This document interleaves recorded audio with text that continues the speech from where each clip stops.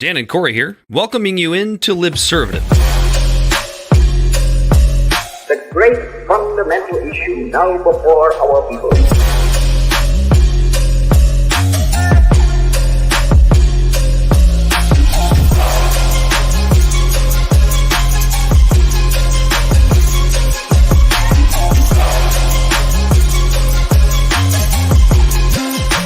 We, the people, cannot turn back.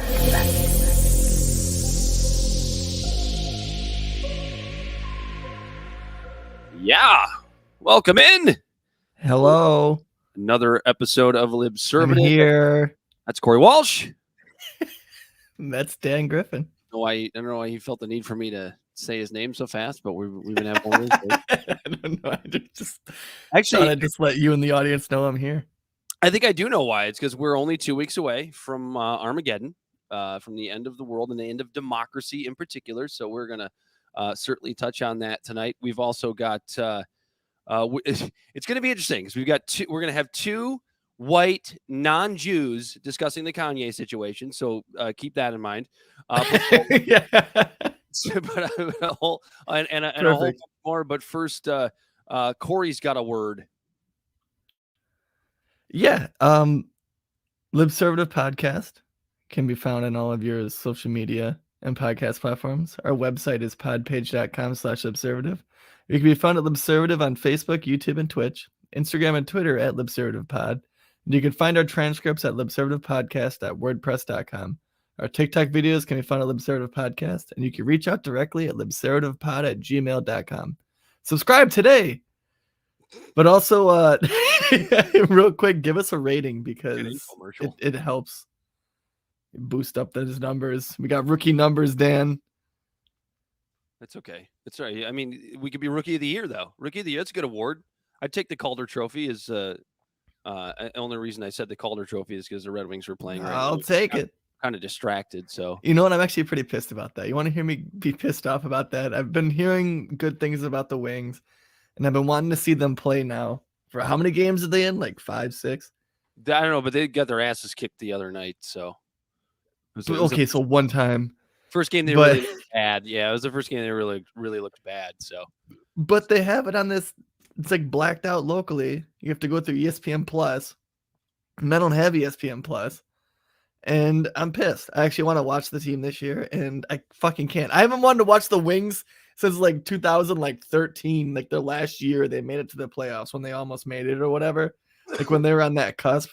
I remember being at the bar and people crying and shit, and I was like, "Oh, no, I'm not gonna cry." Meanwhile, like true hockey fans and like that really understood what was going on inside that organization. Everybody was like, "Can you please just stop fucking making the playoffs? Can we rebuild?" They're ready for the rebuild. Yeah, I mean, we won't get off on too much of a sports tangent, but you guys know how much I love it. The thing about the NHL and the NBA, they have one thing in common, which is the fact that their salary cap makes it so that being like middling, like one of those middling teams that's like kind of okay, but not really good, is like the worst place to be in either of those leagues. Right. You either want to tank to the bottom so you can rebuild again, or you want to be winning championships or competing for championships. And yeah, you don't want to be in the middle on your way out. You want to be in the middle on your way up. Well, if you are in the middle on your way out, fucking tank quickly.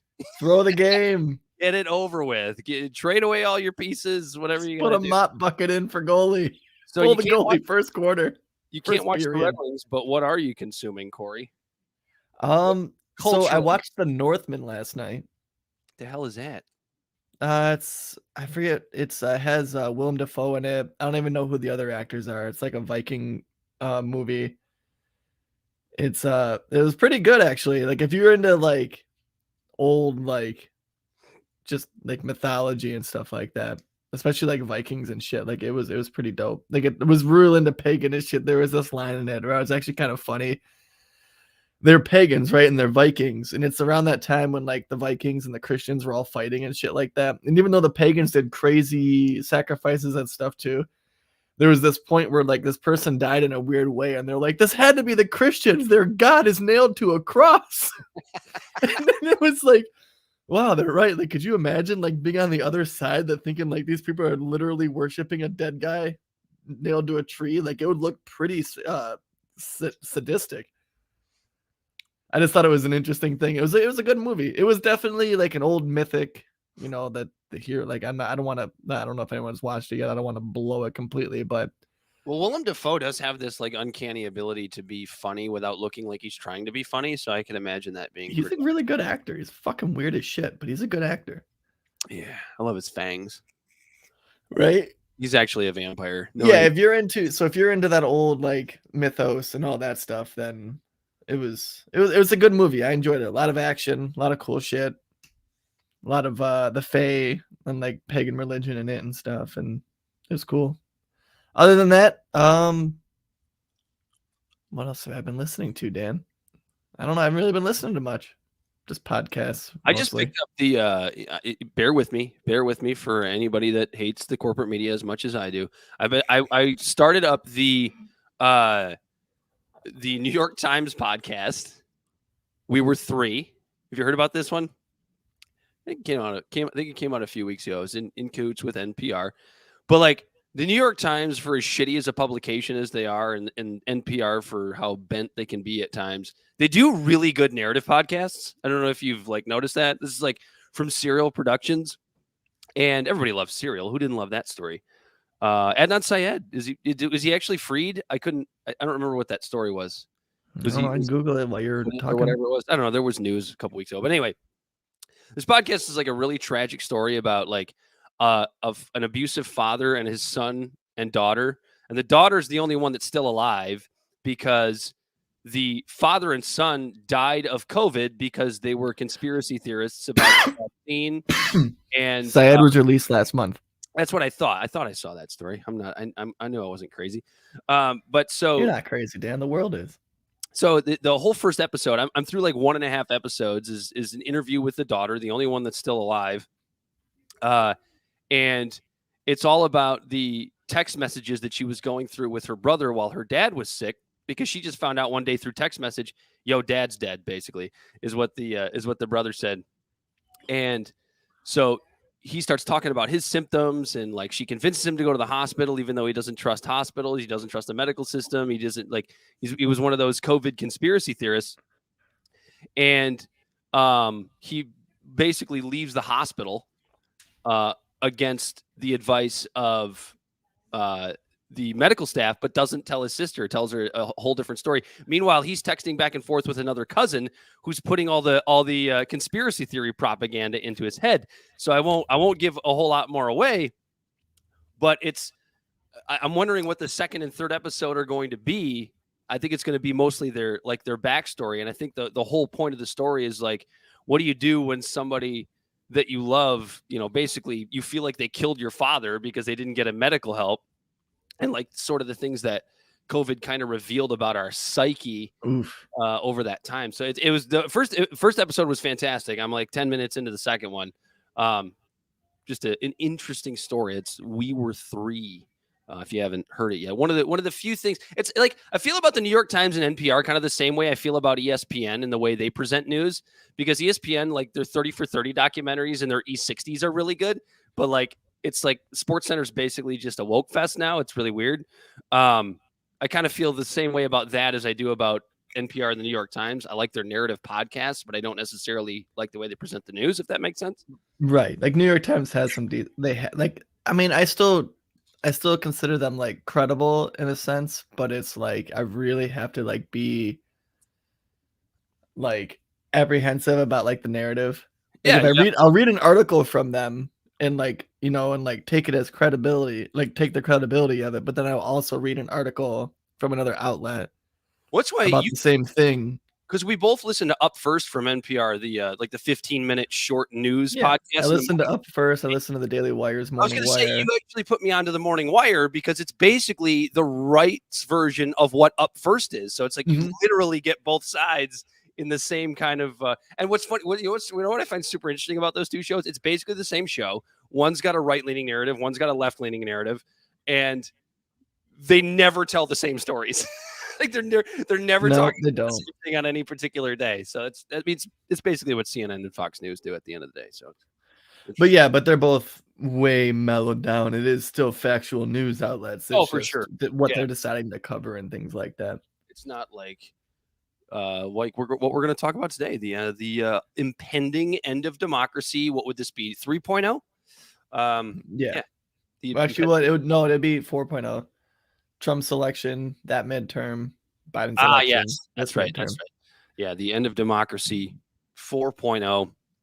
But do you want to bust into the Kanye thing first? Because I think Yeah, so I was actually gonna say what I've been listening to is "Touch the Sky" by Kanye West. Also, the song. You remember the song "Touch the Sky"? yeah, barely. What does it say? Walking in the room looking hella fly. Oh fuck, no, that's not. Oh damn, You already forgot. You smoked way too much weed before the show. No, I drank 3 Miller Lite pints while I was watching this YouTube video of this guy. It was called the 1420. It's called 1422, and he just walks around Moscow and asks Russians questions, which is what I meant to bring up in the pre-show, but we never got to that point. That's all right. That's also what I've been consuming. That's kind of cool. So I don't know when it comes to. I mean, everybody knows about the tweet. I think at this point, I can't remember what he said. I'm gonna go DEFCON 3. Go death. DEATH. DEFCON 3 on the Jewish people, or whatever the hell he said in the tweet. I think it was just DEFCON 3. I think that's all he said. Whatever. It doesn't even matter. And that's just, I think that was just his dumbass actually trying to say DEFCON 3, but he just thought it was DEFCON. Yeah. What a genius. So he is a genius. Self-prescribed. I think I've learned my lesson. I think I learned this lesson a long time ago. Than to like place a person's entire existence and what they represent based on a fucking tweet. I think we've made that mistake many, many times. And I think the woke mob still makes that mistake all the time, although they don't see it as a mistake.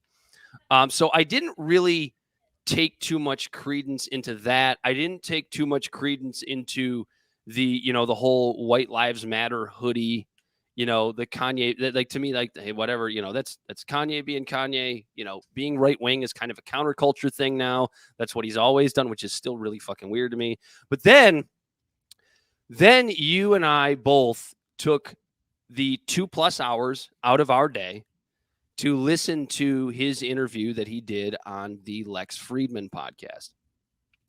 And I don't know how many people. I know a lot of people listen to Lex. I don't know how many of our listeners listen to Lex.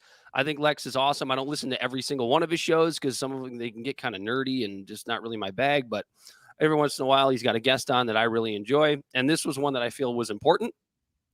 So you and I both took the 2+ hours out to listen to it. And I don't know about you, Corey, but I have spent a lot of time thinking about the things that Kanye said on that podcast, because all I could do, it seemed like every 5 minutes, I just went, oh my God. Oh my God. Because for two reasons. One is that Kanye spent, I would imagine, half the show just incoherently rambling, right? He sounded like a dumb person that's trying to sound intelligent, if you know what I mean. Like, they just kind of keep talking and using big words and like using a bunch of analogies that don't apply to anything. Yeah, it was the most cringe. Was one of the most cringeworthy things I had ever heard. But obviously, the topic at hand is, the anti-Semitism thing, and I'll just tell you what I got out of it, and then I'll let you go. All I really noticed was that so many of the talking points that Kanye used on the Lex Friedman show, I mean, dude, they were almost literally straight out of a Joseph Goebbels propaganda handbook. I mean, when he kept referring to the quote unquote Jewish media, right? Or, Jews running Hollywood or the music industry and all these things, I was like, that is exactly how Nazi propaganda started. It didn't start with like, Jews are really bad and we need to put them in concentration camps and then ultimately exterminate all of them. That's not how it started. It was like, it was planting these little seeds right? Of like, hey, look, we should probably be asking questions about all these Jews around here. What in the hell are they doing? Like, that's how the Nazi propaganda started, and that is exactly the type of terminology and the way that Kanye was talking about this stuff on Lex Friedman's show. And it was the first time. It was the first time in my lifetime, and probably my parents' lifetime, that I can remember somebody as high profile as Kanye West using this type of language. And then he tries to kind of push it to the side by saying things like, we just need to forget about history. We need to think about now. And right now, the Jews are running the media. Like that's some sort of. It was just so bizarre. Honestly, that's all I have to say to start, Corey. I'll let you go ahead. I'm sure I'll have more to say by the time you're done. Yeah, so it's the interview itself. First off, it reminded me of a scene out of Law and Order Special Victims Unit, to where it would be homegirl, I forget her name, something Mendez, I think. When she'd be sitting there with the little kid and he's just drawing pictures and stuff like that. And they're like, oh, what does that mean? And that's what it was, because he was literally drawing pictures and writing stuff down. So at first I was like trying to figure out what exactly is going on inside Kanye West's brain, because of the fact, like I said, like same thing. I didn't prescribe to the whole White Lives Matter thing. I can give two shits about him. I don't know who Virgil is. I don't know who Ben Sigliali or whatever is. Apparently he's a big fashion mogul. I didn't really know anything about his Adidas like contract. I knew he made clothes. I always thought they looked like shit, and that's as far as I looked into it. I could care less. That was a part of the point, which is fine. Yeah, right. And and maybe there is some genius in that. Like, I understand all that. Like, but when the guy is talking, you can almost kind of see what he's trying to pinpoint, that he's being targeted, right?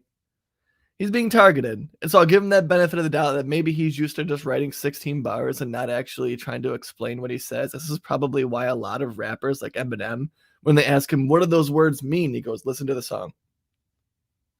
Eminem doesn't really break down his songs. He doesn't he says what he wants to say is on the song. He doesn't need to elaborate. You can hear it. Right. And so it's almost like maybe that's where Kanye needs to stay, is comprising everything into 16 bars. He obviously has some serious mental health issues. He was trying to explain, it seemed like, to where it's like almost where it's like, I'm not putting words in his mouth. I feel like that's what a lot of people are. Okay, I guess I just transitioned quick, but I think that's what a lot of people are trying to do when they hear what he's saying. They're trying to dissect it and take what their hope he's saying and hope he's implying and things like that, like, hey, like, there's a gate. Like, we know about Harvey Weinstein in the Hollywood industry. There's stop gates. There are boys clubs, and there are different avenues that you either like you follow what we say or you're out of here. And music industries are like that, like the labels, it's a monopoly. Every industry is like that. So I understand what he's saying, but if you say something when you're trying to explain that, and if you're really trying to get a message across, and you're in a conversation with like Lex Friedman, and Kanye West goes, well, the Jewish media, and then someone who is Jewish explains to you, like, listen, attack the individuals. Those people fucked you. I understand that. We're not giving them a pass. Like, call them out. But when you say things like Jewish media and things like that, that is, or JM, that's dog whistles based on propaganda from Joseph Goebbels himself, who was the propagandist for fucking Hitler. Yeah. And if you say it and not know, and you just think you're being a genius and you're making up this little phrase yourself, and you say it, like he said, oh, JM, that's what I'll call it. And then Lex Friedman is like, no, that's also what Joseph Goebbels said. Yeah, it's when you imply. I'm sorry to interrupt, but I just had to get this out. It's when you imply that, like, okay, so let's just say that there are a lot of Jewish people at the head of entertainment, at the head of music, which I believe is true. I have no reason not to believe that that's true. That there are a lot of Jewish people in that industry and higher ups in that industry. But it's the implication that it's their Jewishness that is the problem. Right. And that's kind of what I was getting at. The issue that I took with a lot of that you said on Lex's show. So the issue that I took is when another Jewish person, in a very calm, collective, and concise manner, explained to him I understand your grief. I understand what you're saying. You feel slighted, and that's completely justified. But wording it like this is literally was what kicked off the Holocaust. And he just kept doing it. Like, he didn't give a fuck that hurt people's things. And then he would just keep deflecting and going, well, what about the Holocaust of the abortions? And it's like, those are not the same thing. Okay. Whether or not you agree with abortion or not, and whether or not you think that those are lives are being murdered, those people aren't being rounded up in cattle cars and being forced to do that. They aren't being humiliated and raped and tortured and having to wear fucking yellow stars on their chest or having their stores say Jude on it. You know what I mean? Like, they are not the same. And to try to compare the two, even though someone who's has family being a part of this explained to you, there is a serious mental blockage in there for him not to connect the two, for being a genius. Yeah. But And- when he says things, sometimes like you can hear his brain working in a unique way, and that's what genius brains do. And sure, but the narcissism and this shit that he just thinks that he's just his shit don't stink, and that only him, Leonardo DiCaprio, and Brad Pitt can decide which woman is hot and which woman isn't. Yeah. Like, is you're trying to just make light of a situation when you just said something very serious, and you're pulling back and trying to make jokes to make light of it, where it's like, no, this is a serious conversation, dude. Yeah, and here's the interesting thing is like, and I'm not a psychologist. I'm not trying to psychoanalyze the guy, but like, there's some serious fucked up shit going on in his brain. One of Lex Friedman's shortcomings in a lot of his more, I guess, controversial episodes is that he, and I think of the Mark Zuckerberg interview in particular. And that is that Lex has, in his past, not done a very good job of calling out people's bullshit on his show. He did this time. I feel like he did a pretty good job. Like, he could have handled it a little bit, I don't want to say better, but differently, and pushed harder by kind of being a little bit more of an asshole. But that's not Lex's personality. That's not. So that's the very first Lex Friedman podcast I've ever listened to. Really? Yeah, this is the first time I've ever listened to him. I listen to him a few times a month, depending on who's on the show. But he had Zuckerberg on not long ago. Go ahead. I'm sorry, I was gonna say, Chris said this. He goes, Kanye knows a lot more than most what most people do. He lives within that industry, one of the top selling artists. He knows a lot more than we do. And I'm not discounting that. I'm not discounting like his anger and what he's saying. He feels like he's been jaded. He is very jaded. He feels like he's been slighted. And you know, his grievances might have, you know, some weight to them. Merit, yeah. You know, they might have merit, but to blame a race, it's the implication of blaming a race is the same fucking thing that happens to the Black community.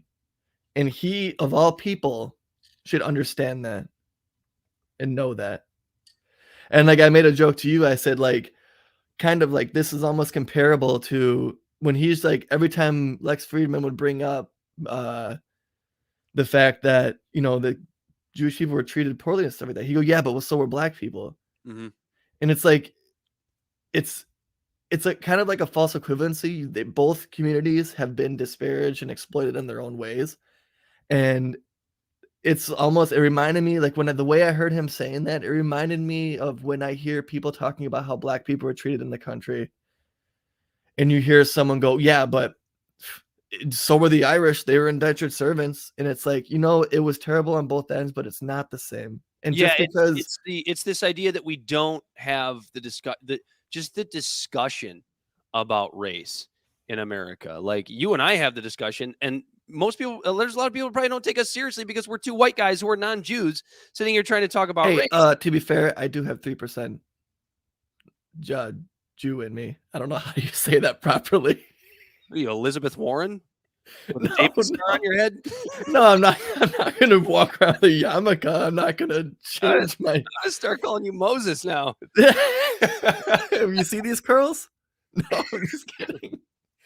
But yeah, no, I do have 3%. Jew of me. So it's not to the point where I try to like walk in a room and go. All I know is, No. like, as an outsider, it really seems like Jews and black people getting into a culture war with each other right now is probably like the worst fucking thing that could possibly happen.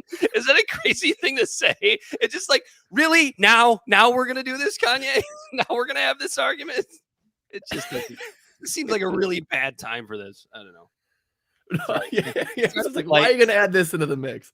Just trying to make light. Right. Dude, I was just making a joke because I really am like 3% Jewish, but I don't like when people ask me my nationality, I don't go, well, I'm Jewish. What did Trump say about Elizabeth? What do you call her? Pocahontas? I'm gonna call you Moses. Call you 3% Jewish blood. There we go. I'm gonna come on next time. I don't even know anything really enough about the religion to say I'm gonna come out with a stereotypical thing without even that being offensive. So just gonna let that one lie. Don't want to culturally appropriate. My 3% ain't gonna cover my ass, Dan.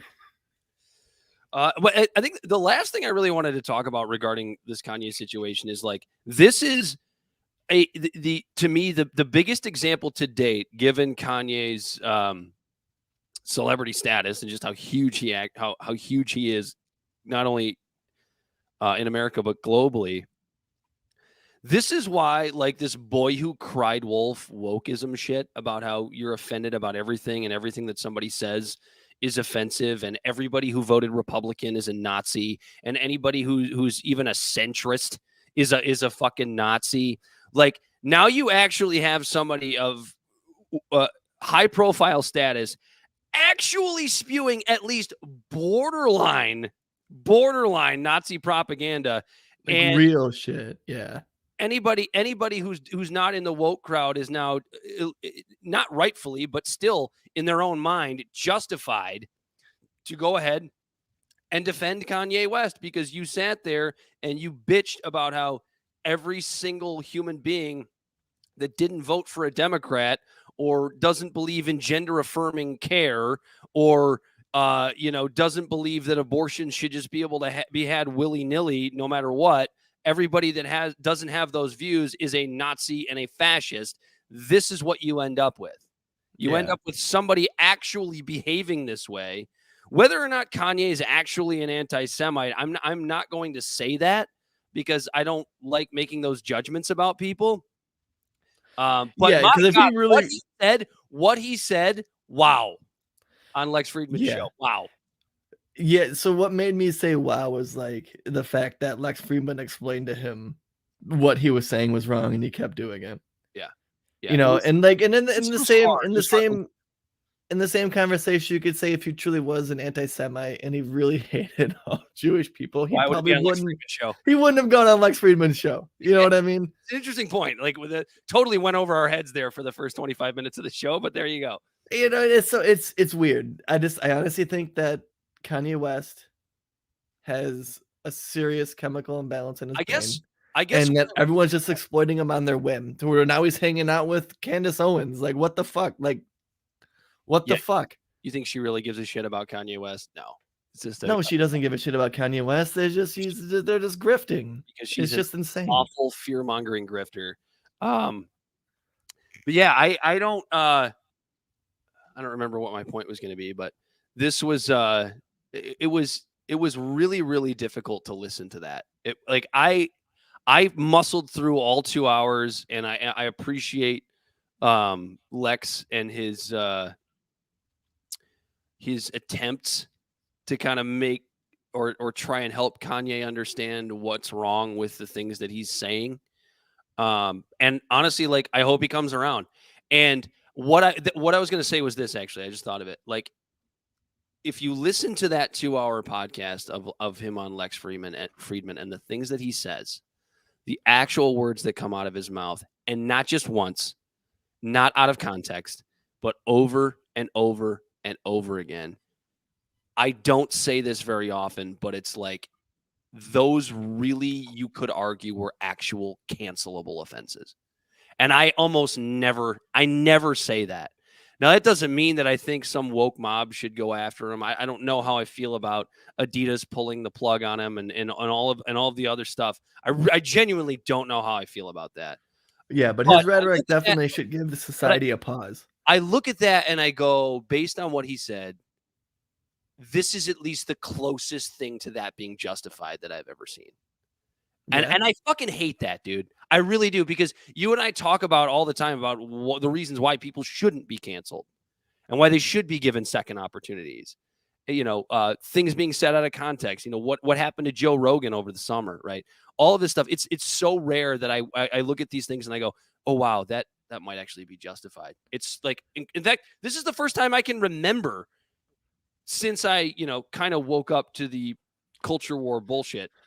Okay, Dan, so devil's advocate. Sure, go ahead. If he was straight up canceled, he wouldn't be going on shows like Lex Friedman. And we wouldn't actually be hearing true, clear examples of anti-Semitism and of how it is dog whistles, to use it as an example. Now, make no mistake. It doesn't mean I don't think he should be able to speak.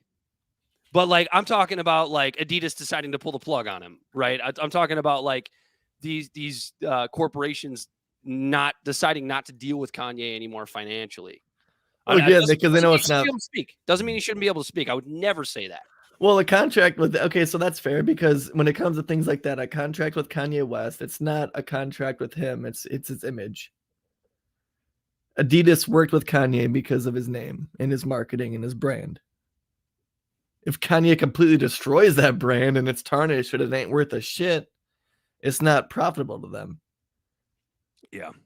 Like Adidas didn't cancel their contract with Kanye because of what he said.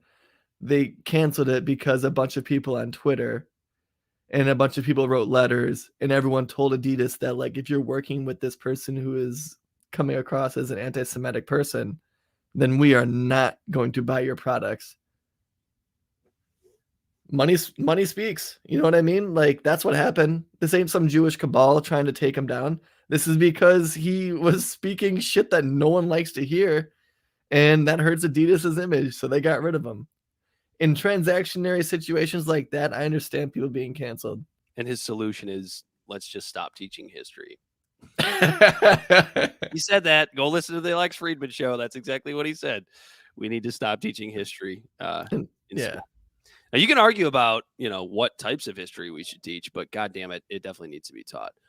We should definitely move on. We spent a lot of time on this. As I told you during our show prep meeting that we were going to spend a shitload of time on this. And we absolutely did, because it is important. From the culture war perspective, which we hate. This is a big one. I think we should move to this next. There we go. 1.0, the end of democracy, as it is often portrayed. I look at this and I go, this is the first time I've had a completely unbiased view of Republicans versus Democrats, because I fucking hate both. But this is the first election cycle where that's been relevant to me. And I look at this and I go, so we're either going to live in a fascist state if Republicans take over the House and Senate, even though we still have a Democratic president, which is weird. So fuck off, Rob Reiner. And then if the Democrats maintain possession of the House and Senate, which they currently already have anyway, we are somehow going to be living in some sort of socialist dystopia where every child has to get gender affirming surgery. Basically, we're going to be castrating all of your children.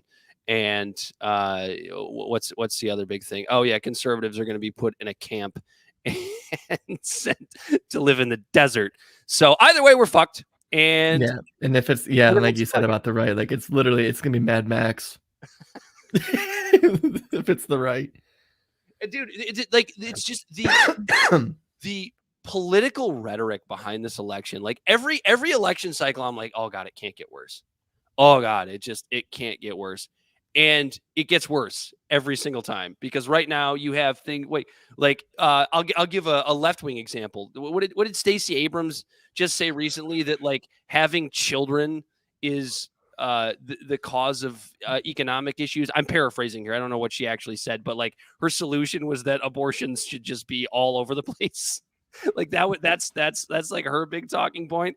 And then and I paraphrased it. You can look Do you it think up. if she loses this time, she'll actually concede? No, she Because won't. no one talks about that. No one talks about how she also didn't concede for her election last time. Well, dude, did you hear the Hillary Clinton comments from earlier this week? She's already talking about how there's a right-wing conspiracy to steal the 2024 presidential election. You can go find it. It's available. Like yeah, and they talked about how she lost because of Russian collusion. This is what we're doing now. It's just going to be neither side ever accepting defeat. And you and I, or at least I don't know about you, I'm not going to speak for you, but I'm just going to watch these elections with a nihilistic libertarian view and go and just laugh my ass off and just watch and see how things are responded to. Because I can already tell you that if Republicans take control of the House and Senate, which appears to be pretty likely this go around, what's it going to be blamed on, Corey? It's going to be blamed on racism. It's going to be blamed on bigotry. You know, we have racist, bigoted voters that are pieces of shit. And you know, you sit there and blame on Kanye Goebbels. You look at the rhetoric. You look at the rhetoric from like places like Occupy Democrats, and it's just like all they do is shit on Republican voters and shame them. And it's like you want more people to vote blue. We know that psychologically shaming people into voting blue or voting red for that matter, it doesn't even matter. Shaming people to vote a certain way is a tactic that is never going to work. And it's interesting. It works, just not for the people. Not for the people that are voting the other way. And it's really interesting too, because we sit there and we talk about third parties and you and I you're a little bit more libertarian than me, but we both have libertarian values. And we look at this and we actually shame people for liking either side. So it's like, are we any better than them? I was thinking about that earlier today. we shame people for being Republican and Democrat. Oh my God, I'm a fucking hypocrite. Yeah, we just have to make sure that we're not assholes, I guess. I try, dude. I try. It's like, all you got to do is like what I've started to do with especially people that are close to me. And I find it working slowly. I just give them examples, just little examples slowly over time. Because you don't want to overwhelm people. You don't want to blow up their hard drive, right?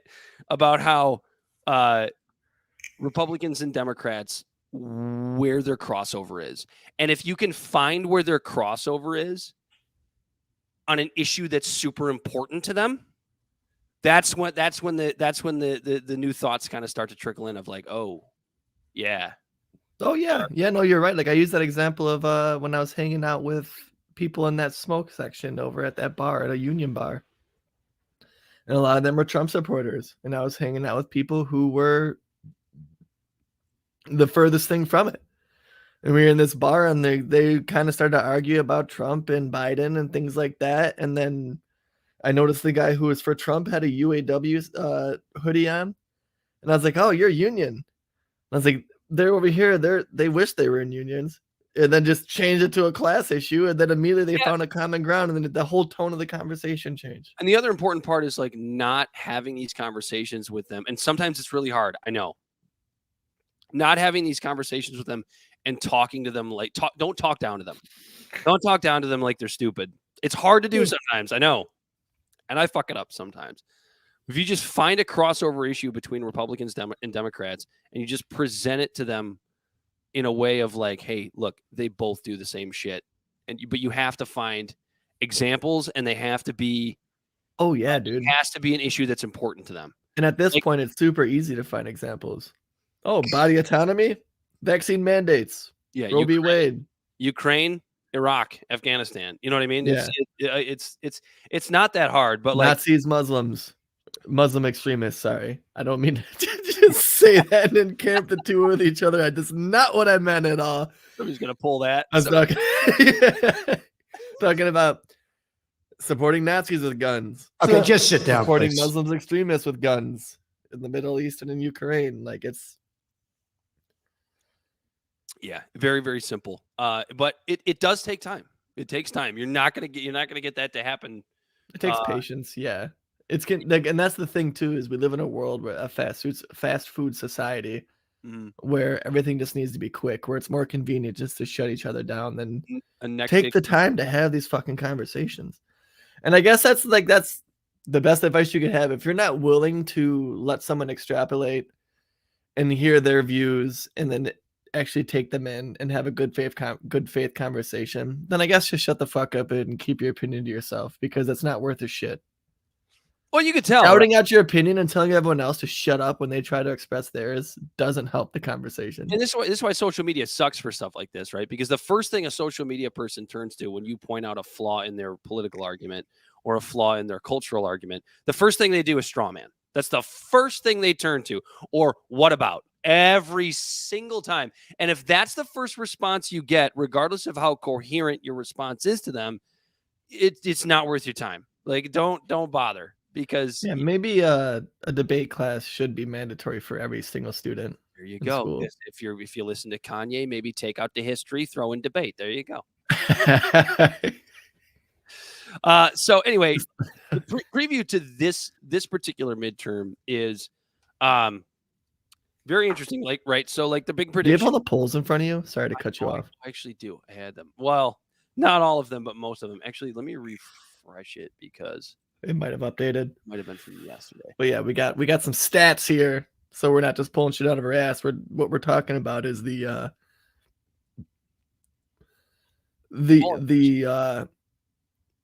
tone of the country, I guess is the word I'm looking for. I know there's a better word than tone, but so I guess it depends on what angle you want to approach it from. Like, does Trumpism concern you? Like, is that your big concern? Because that's the that's the big existential threat, right? That's the end of democracy. That's the fascism. So you want to talk about races that are scary if you're afraid of Trumpism? I would say the Arizona governor's race, because Kari Lake is going to win that election. And the other didn't Katie Hobbs deny debating her?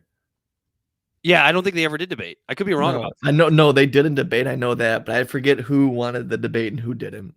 I think it was the Republican that wanted the debate and the Democrat turned it down. Lake is up anywhere from 4 points to 11 points right now, depending on which Lake's the Republican, right? Correct. Yeah, she's a nut job. But yeah, that's what they give Fetterman props for. Fetterman stumbled his way through a debate, and fucking Katie Hobbs didn't even show up. She's like, I'm not debating. Although I think John Fetterman might have fucked himself because he did. Insider Advantage today has Oz up 3.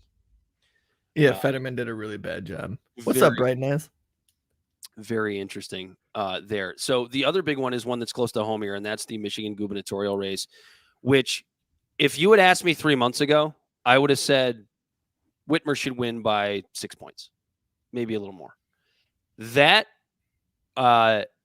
margin since the summer has shrunk quite a bit. I don't know how much of that is the fact that like Republicans in Michigan are caring more now that we're closer to the election. But that's a fact. You know, when it comes to midterms, like what is it? Presidential elections, it's like 4 weeks before anyone really pays attention. And when it's midterms, it's like 2 weeks.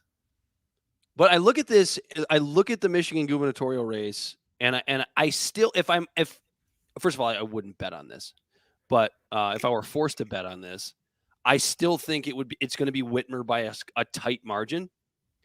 But if November 9th rolls around and I find out that Tudor Dixon is our new governor, am I going to be shocked? Absolutely not. I will absolutely not be shocked, because I feel like a lot of the polling early on underestimated Tudor Dixon in the same way that Trump was underestimated. And the thing about it is, as much as I completely disagree with her politics, like Tudor Dixon isn't she's not a Kari Lake, and she's not obviously not a Marjorie Taylor Greene or a Lauren Boebert, although she has the same politics as them, election denier, Trumpist, all that stuff. She speaks well. She really does. Like she articulates herself well, and she doesn't say stupid things. Like she says things that you might find ridiculous if you're a pro-choice person. But she has done and I hate admitting this because I can't stand the woman, but she has done a really good job over the last few months of closing that gap with things like violence and Michigan economy, and pointing out how about how Michigan had something, I can't remember the exact number, but 30-something% of small businesses close over COVID, which was the highest in the country percentage wise. Which was that fact checked? I found it in a few different places. Percentage wise, I think that's accurate. But I could be wrong. Like I'm willing to admit if I'm wrong. If somebody's got a different number, I'm totally cool. You're not gonna die on that cross. But no, I won't die on that cross. But or on that hill. But either way, it's high, right? If it's not number one, you got to imagine it's in the top 2 or 3. So she's done a nice job there, and it's a really scary perspective if you're an anti-Trump person, when you actually have like decently articulate people running for his cause. It's terrifying. Betsy DeVos is the one who went to Trump and said, "Hey, endorse this chick." Yeah. Tudor Dixon's basically a Betsy DeVos clone, so it'll be interesting. It's gonna be an interesting day. I'm gonna be glued to the TV. I'll be watching that one close. I still think Whitmer's gonna win in a tight race, but I'm not gonna be shocked if Tudor Dixon pulls this one out. I'm not, and I'm not even afraid to say it. It's very possible. Yeah, from a campaign strategic standpoint, it almost hurts Whitmer that abortion is a ballot issue and not a government or a governor issue. Well, that was one of the most brilliant things that Dixon just did this last week, was that she did say, even though she's anti-abortion, she has changed her tune on health of the mother portion of it. Now where it's rape and incest, she changed her tune on that. Yeah. No, so health of the mother is the only viable exception, is what is basically what she said, which is different from what she said before. But also, she did say that if Proposal 3 passes, which is the abortion proposal here in Corey and I's home state of Michigan, if it does pass and abortion is kept illegal, she will respect it. So like, I don't know if that's a brilliant move or not. It kind of seems like it is in a purple state. It sounds like she's been listening to Libservative, Dan, because I've been saying that her dumbass has been making it about her campaign when it's a ballot issue for like 2 months. Yeah. So I mean, look. God damn it! I shouldn't even have said that. And I think the other thing we were going to talk about with regards to the midterms is like the people that we're relying on to save our country. Yeah, we were saying that in the show right now. Like everyone's like talking about the big seat that really matters is the Fetterman Mehmet. Is it Mehmet? Mehmet Oz. I don't even know how to say his first name. I just know him as Dr. Oz. And it's down to the wire between a carpetbagging grifter and a stroke victim. It's just the most consequential election of these midterms, or one of the most consequential elections. And the other consequential election is a football player with brain injuries and paying women off, and a pastor, and a pastor named Raphael Warnock. It's like, these are the two most consequential elections in the Senate races. Like these are the people that we have. Like, we thought it was bad enough. That's the best we got, Dan. It was like, we thought it was bad enough when it was like Trump and Biden, and we all went, this is the best we got. Right. And that's, and I think they said it on Breaking Points, but I think it was Crystal that said it. They made a really good point that like all the Republicans are just like shaking their head going, oh my God, I can't believe that they're making Fetterman do this. I can't believe they're making him go out there. And it's like, but they have no problem with Herschel Walker doing it. When Herschel Walker has clear CTE. Or at least like his first thing he said when he came out to debate, like, who is worse? Herschel Walker coming out and going, I'm a dumb country boy. Here's the fucked up thing. Or Fetterman having the shortest debate in the history of the country, when his first thing when he came out and says, hi, I'm John Fetterman. Good night. Like, I don't know which is worse. That's the thing. And they're both dead heats too, right? It's just right. Like what the fuck? Both of those races are so close, and we're relying on these either. I don't mean to be reality star carpetbagging grifter versus a stroke victim who's clearly struggling. Like, I don't mean to be ableist, but it's like, right. I don't have And a problem then with him. someone with clear CTE who has a fake badge and pulls it out, and they tell him to put the props away, and says, "I'm a dumb country boy," and a pastor who is clearly running on the basis of theology. And who nobody's heard from since the last election. Remember the Georgia runoff, the big Georgia runoff deal after 2020? Who's heard It was Raphael? the last time you heard of Warnock after Yeah, the runoff. Yeah, exactly. Like if it wasn't for Herschel Walker, nobody would care. And like, I mean, you've got the more left leaning publications polls having Warnock up to. You've got the more right leaning ones like the Daily Wire and Trafalgar having Walker up to. So it's obviously really close. It's just, these are the people that we're relying on to save our country right here. Dr. Oz and fucking Herschel Walker. Like, that's what makes me so. Or flip the coin, Fetterman and Warnock. I mean, Warnock's at least depending on what side you're on. But I look at that and I go, Republicans have the audacity to sit there and talk about how shitty Democrats are just because they're Democrats. And it's fine because Democrats do the same thing to Republicans. I get it. But then you run a carpetbagging grifter, reality star carpetbagging grifter, TV show host, as daytime TV, and a dumbass CTE laden football player to run your most consequential candidates in this election. And you want to say how bad Democrats are. That's the thing about these two fucking parties. It's just like, they're bad, vote for us. No, they're bad, vote for us. Good night. Yeah. Good night. It's awful. And the rhetoric is just it's so bad and it's so unreasonable.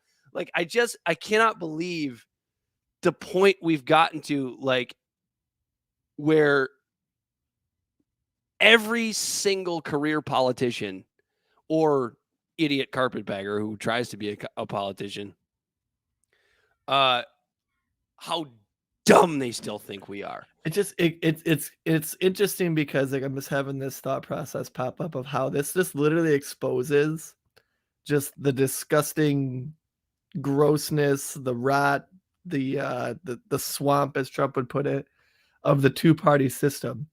It doesn't fucking matter who the person is. It matters on who has control of the Senate. They could literally be the head of lettuce that outlasted Liz Truss in the UK, coming here and just speaking dead silence in every response to Warnock or Fetterman on that stage, or flip-flop it, a head of lettuce to Herschel Walker or Oz. And depending on whether or not you think you should vote blue no matter who, or that the Democrats are socialists and you're going to save the country by voting for red, it doesn't fucking matter who it is, because the other alternative is worse. When you're stuck with a binary two option, this or that, you're going to go with this or that, based on who you align with in the party. It's the bowl of shit analogy, right? Like, this bowl of shit is 8 ounces. This bowl of shit is only 7. Which one would you like to have for dinner? I guess I'll take the 7 ounces because this shit's disgusting. Like, that's exactly what this is. And so I don't know how I'm going to react on election night, but I think I'm going to smoke a ton of weed. Oh boy. Just gonna sit there, and I'm actually gonna watch CNN, because CNN is like, election night is like the only night I actually enjoy watching CNN, because the way they present the board is just fantastic. But it's the only thing they do. I always flip flop. I always flip flop night between Fox and CNN, and anytime there's a big update on one side or the other when it comes to the race, I'm like going back and forth relentlessly, like boom, boom, boom, boom, boom, boom. Just seeing the reactions of faces, you can see like some of them try to hide excitement. And then other people's like try to hide like anguish. And it's just, I don't know. I just find it just cracks me up. Yeah, I think I might watch CNN, because I do expect, because everybody always says, right, like 2020 was like red wave or blue wave, right? Blue wave. Like, this time it's red wave. And it never really exactly turns out that way. It's always way closer than the side that is predicted to win says it's going to be, always. But yeah, it's going to be a rough night for Democrats. There's no question about it. Like when you look at the Real Clear Politics polling, right, for the last, I think 6 months in a row, if I can find this here. Here we go. Approval numbers, Republicans versus Democrats as of Thursday the 20th. From Monmouth, Republicans 50, Democrats 44. CNBC, Republicans 48, Democrats 46. I mean, it's always the within a couple points, yeah. The approval, but the approval ratings of Republicans are higher in every single one of those. So, like, you want to know what's really sad is, like, I don't know if you could find that poll on your source page, but the one that says where like 70% of Americans think America is on the wrong track. That's not on here, but yeah, I've seen it and we know it. And that's a very bipartisan poll. That's the thing. It's like, but it's on the wrong track for like opposite different reasons. And it's all culture war bullshit, isn't it? Yeah. Dude, it's crazy. This is gonna be fun. This is gonna be fun. I'm gonna enjoy this election because it's the first election cycle where I'm like, I'm going to the polls and I'm not voting based on fear. Come on in, boys. Come on in, girls. The water's fine. Like, it's okay. You don't have to go voting based on fear. Yeah, no, I'm excited. I guess I'm curious to see how it goes. I'm just so numb to the fear mongering of this side or that side. It's the end of democracy, Corey. It's the end of democracy. Sure is. I'm sure we'll regroup on this because we will have one more show prior to election night. So Corey and I, we'll put something together for you. It'll be fun. We'll have a good time. Yeah, I'd like to do one more show, and like, even though, like, I'm sorry for the rest of the audience, but at this point, like, trying to go through every ballot for our small 2-team operation here might be tough, but we might be able to at least dive into Michigan since we're close. We'll go through the big ones. We'll go through the more consequential. Have you ever noticed that, by the way? Like, the last 6 elections have been like the most consequential election in U.S. history. every election cycle, this is the most consequential. It's the most, well, it's like, yeah, it is, because it's the current election. So it's the one that matters most.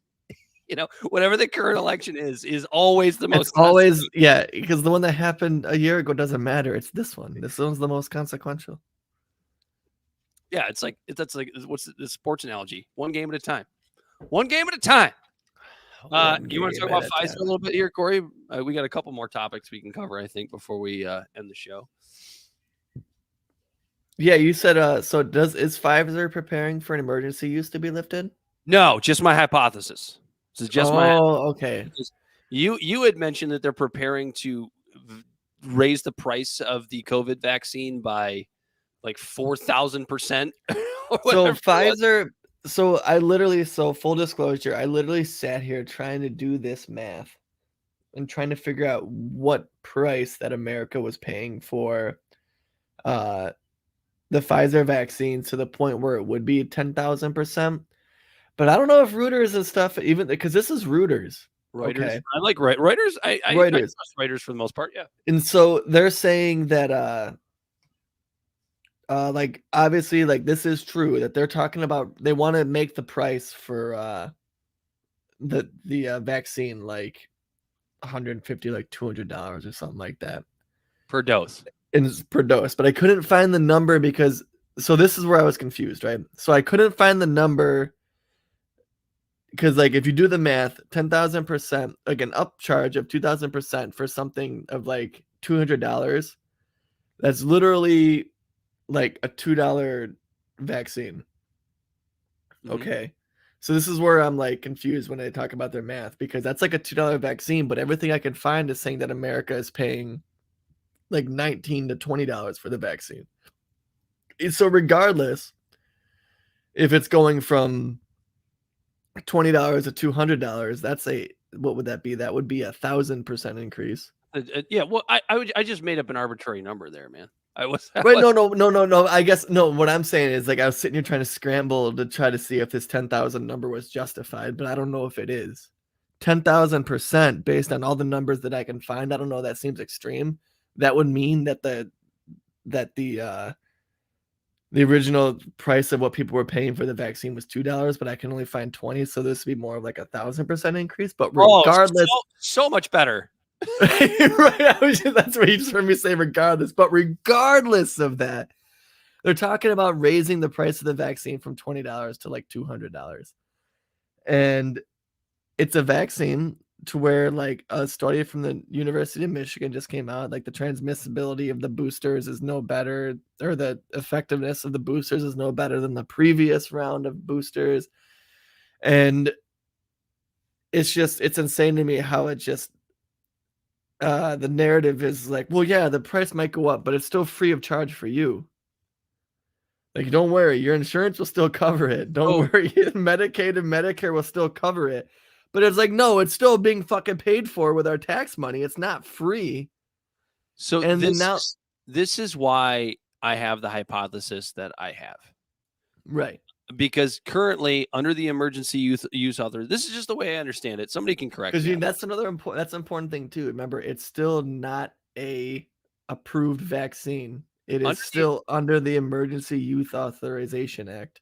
So under the emergency use authorization, that includes the stipulation in which they are not allowed to be manufacturers of the vaccine are not allowed to be sued if anything goes wrong, right? If lots of people get sick from it or whatever happens, which thankfully to this point, it's still remarkably rare that anybody gets seriously sick, but obviously we have the myocarditis data. Like there have been people that have been vaccine injured. It does happen. It's not a thing that you can just dismiss as if it's never to happened. pretend that it happens with other vaccines, but not this one is just silly. It's insane.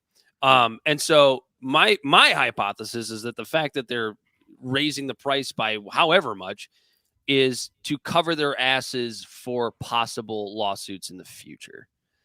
I could be dead wrong about this. It's just you could even call it a conspiracy theory. I don't really care.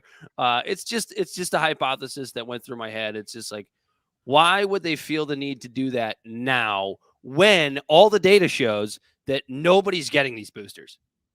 I mean, almost nobody's getting these boosters. Like I saw the percentages earlier today. I don't really care what they are, but they're very, very low. Nobody's getting them. Why are you raising the price of a product that has no demand? Yeah, it's it honestly makes no sense because like you learn when it comes to like a product if the perceived value is going down, which is what is happening, the people aren't seeing the value in the product, they don't see it worth anything. So if you want to, it's not a fucking Louis Vuitton bag where you make it expensive to make it seem like it's valued at more. You know what I mean?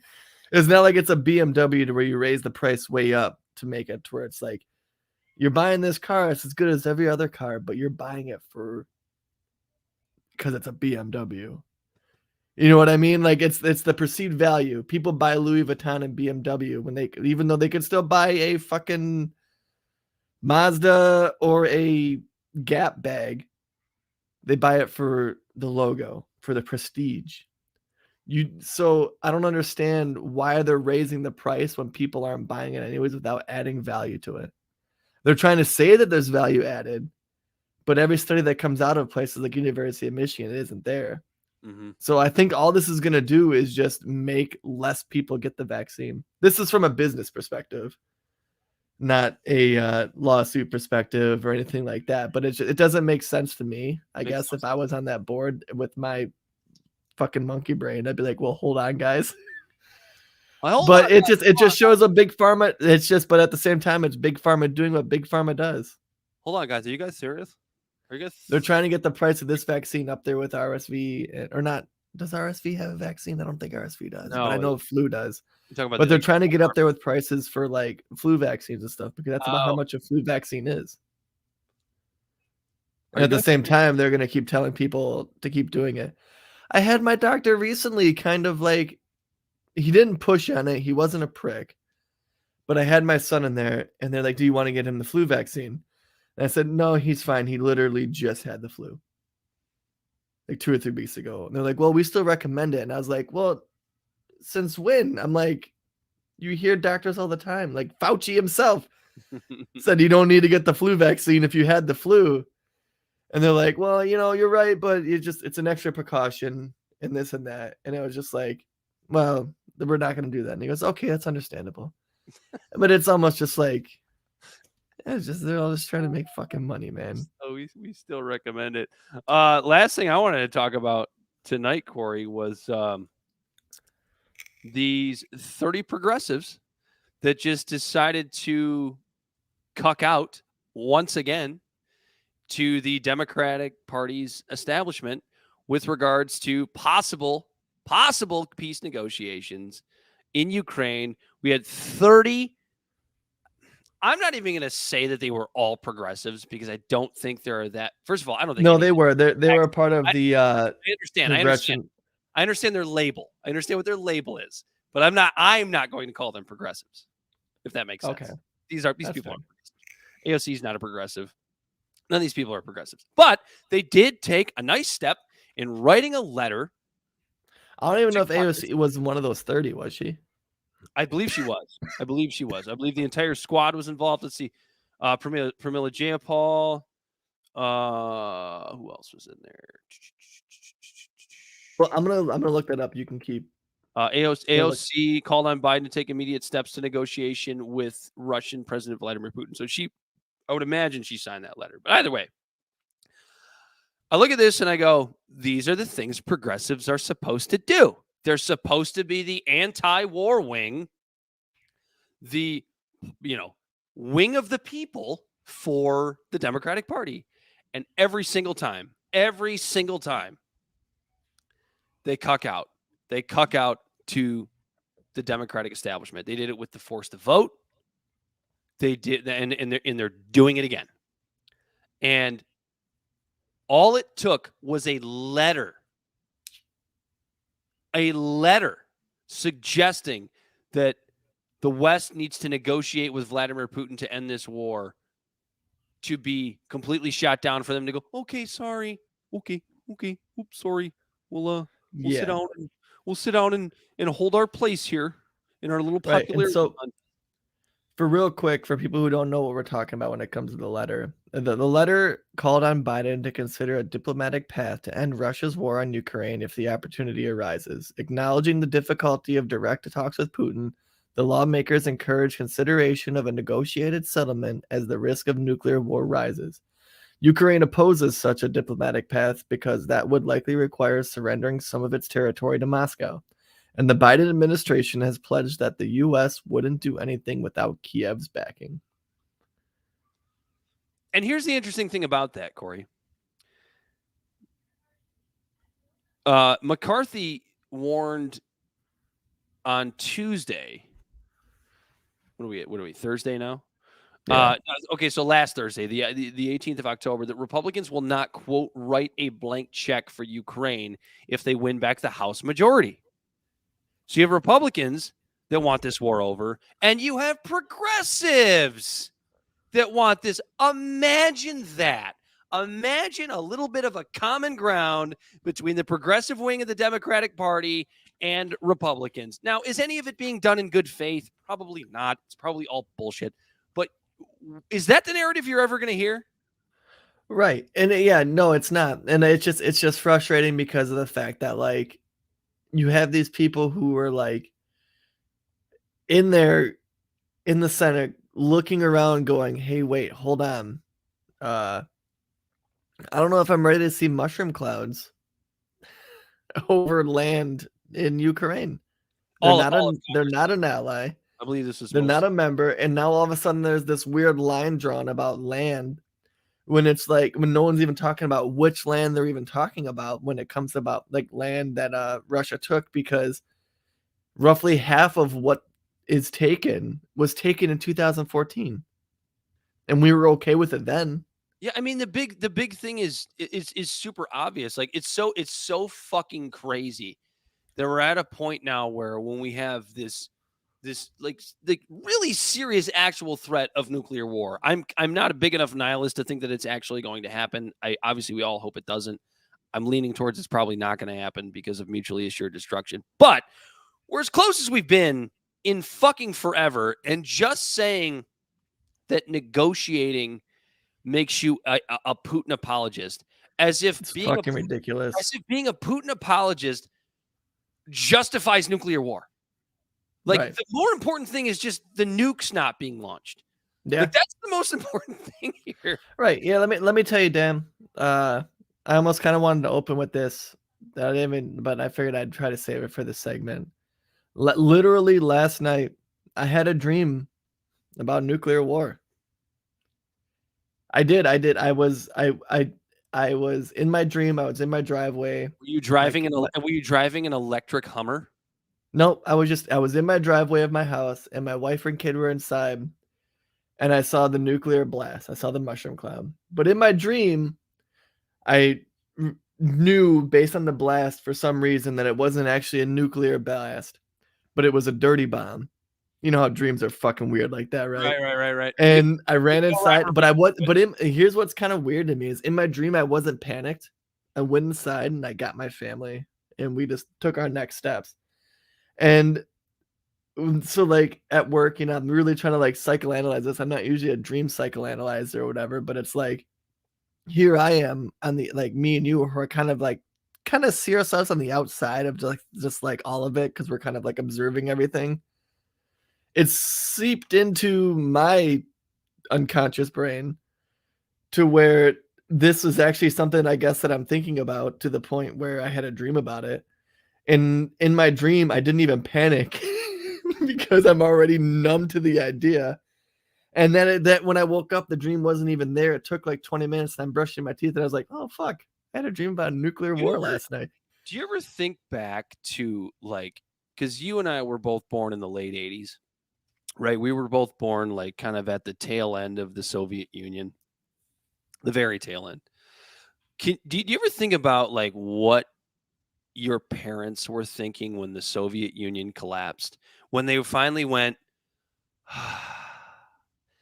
we don't have to worry about our children and our children having to worry about. Yeah, we were too young for that.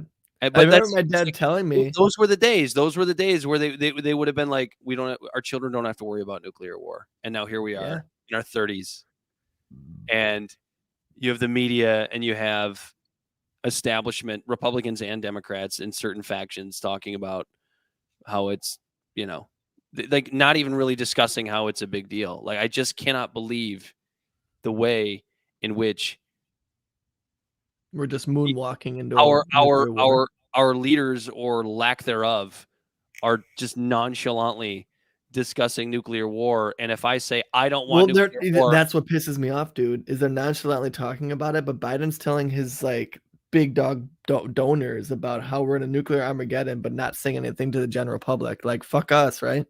Right. Well, they all have bunkers. Right. I mean, it's just I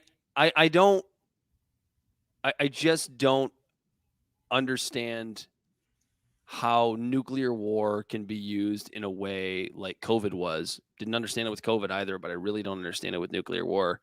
How that is an issue that is used for you and I to hate each other. Because if I say I don't want nuclear war, well, you're a Putin apologist. Wait, what? Like that's the first thing that if you say, let's start negotiations, you're a Putin apologist, Putin's evil, Putin invaded Ukraine, it's all Putin's fault. And it's like, I'm not denying any of that. You're not denying any of that. We just would like for nukes to stay where they are. Actually, we would really like for them to be disarmed and disposed of, but I don't think that's really an option at this point. Take all the nukes, turn them into nuclear plants. Give a bunch of people free energy. How about that? Can't have it. Anyway, and we still didn't get to the LA City Council issue. Well, that's still a developing story. We can give a quick synopsis because I've been trying to talk about this. I'll throw the banner up there. Racism 2022 in Los Angeles. Oh, real quick. Oh, wait. What'd you miss? I want to give out to the last segment, I want to give out a shout out to Ro Khanna from California, who said he said he didn't support withdrawing the letter, calling it common sense in a CNN interview. He said all the letter said is that we, at the same time that we stand with Ukraine, need to make sure that we're reducing the risk for nuclear war, that we're engaging in talks with the Russians to make sure that the conflict doesn't escalate, he said. And he's right. And you know what? Because it's bullshit that Biden says that we won't do anything without Kiev's backing. It's like, I'm sorry. Since when did we take orders from Kiev? Yeah. Or Kyiv? Like you're not the ones I was watching this video and there's a joke in the military on what to do. I was watching this video and there's a joke going around in Russia and all the people who are like Russian like patriots that America is going to fight this war to the last Ukrainian standing. Yeah, that's not just a Ukrainian sentiment. I think Jimmy Dore said that exact same thing. That's true. Yeah. And then we'll be like, yeah, America's going to fight this war to the last Ukrainian is standing. I guess that just makes Jimmy Dore a Putin apologist. He's a Putin apologist because he doesn't want nuclear war. Yeah, horrible. Whatever. Nuclear war, it is what it is. All right, so big problem. LA school board, real quick. We'll elaborate on this more next week. Why do you keep saying school boards? The city council. Sorry, it's city council. Nuri Martinez, Jill Sodello, and Kevin D. Leon all got caught in a recording saying very racist things. They're all Hispanic, and they were saying very racist things about other Hispanics and Black people in their communities as they were working on gerrymandering. And I can already tell this is going to be turning into a 20-minute conversation. So yeah, next week, basically to the effect of, and I'm quoting here, so nobody get crazy. Basically to the effect of, we don't want those darkies in our district. Basically. Yeah, that's not you saying that. That was Nuri Martinez. Yeah, that's that was what nice we're going to get into. That was a nice way of saying what they actually said. And what we're going to get into is how identity politics and racism is shrouding the idea that they were literally sitting there gerrymandering their counties.